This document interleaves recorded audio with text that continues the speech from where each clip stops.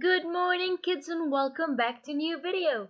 This is teacher Farah Zurek from Oxford Schools, and this is Half Chicken, and we will be doing part 1 of the story. We will cover pages 315 to 319 in the Journey's Common Core Students Book. Alright, let's see here. It says half chicken, half chicken. Obviously, the title is titled with our main character, Half Chicken.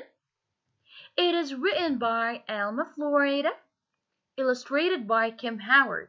So, it is our author. It is written by Alma Florida, illustrated as in drawn by Kim Howard. Essential question: why are some stories told over and over again? Sometimes some stories are told from one generation to another. For example, your grandmother tells you a story. That same story is told by her own grandmother. So some stories are passed on from one generation to another. We call these stories folk tales. Now let's see, why is this story told over and over again? We will figure out what half chicken means. Now let's see. Over here I see a rooster and some houses over here and there. Have you ever seen a weather vane?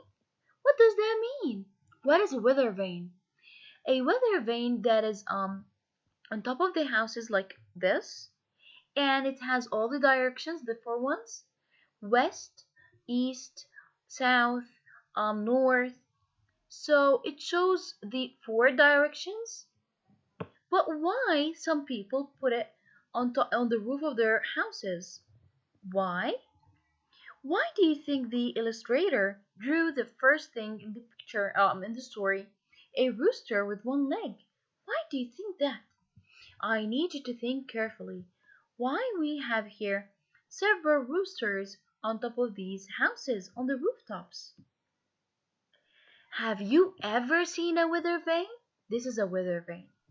Do you know why there is a little rooster only on one end, spinning around to let us know which way the wind is blowing? So when the wind blows, this spins around and shows us the wind direction and which way the wind is blowing. Well, I'll tell you. It is an old story that my grandmother once told me. And before that, her grandmother told it to her. It goes like this. But first, what does the illustration on page 316 show? Obviously, here we have something called a weather vane. Why do you think the author and illustrator chose to show a weather vane? Obviously, they may want us to know and explain that this story talks about why weather vanes look like roosters. The author might have shown a weather vane so readers could picture one in their minds. So, this is the illustration and this is how real weather vanes look like. Now let's move to page 317. A long time ago, on a Mexican ranch. A ranch is like a farm but made for animals, like this. A mother hen was sitting on her eggs. We all know that mother hens sit on their eggs and wait for them to hatch. Eggs hatch by the warmth of the hen when she sits on them. One by one, the baby chicks began to hatch, leaving their empty shells behind. Empty, not full. Nothing in it. And what is the meaning of shells? Do you see this white cover of eggs? It is called shells. 1, 2, 3, 4. 12 chicks had hatched. Hatched? It means when the egg cracks open like this. But the last egg still had not cracked open. Then the hen did not know what to do. The chicks were running here and there. Obviously, they're kids, they want to play around. The chicks were running here and there, and she could not chase after them. Why? Because she was still sitting on the last egg. So, was the mother hen able to chase the other chicks? I don't think so. Why? Why do you think that the mother hen kept sitting on the last egg? Why? Why didn't she just get up and walk around and play with her other chicks? I think this mama hen was super worried about her last egg. She was worried it wouldn't hatch. She's a very caring and loving mother, just like your mothers. So, what is the hen worried about? She cannot take good care of her chicks because she must sit on the unhatched egg. So she's worried about her other chicks that hatched their eggs. What does this show about her? Again, she's very caring. She cares about her chicks, and she's really worried about them, and she's also worried about the unhatched egg. Okay, now let's move to this page. Finally, there was a tiny sound. The baby chick was picking at its egg from the inside. Then the hen quickly helped it break open the shell, and at last the 13th chick came out into the world. Yet this was no ordinary chick. He had only one wing, only one leg, only one eye, and only half as many feathers as the other chicks.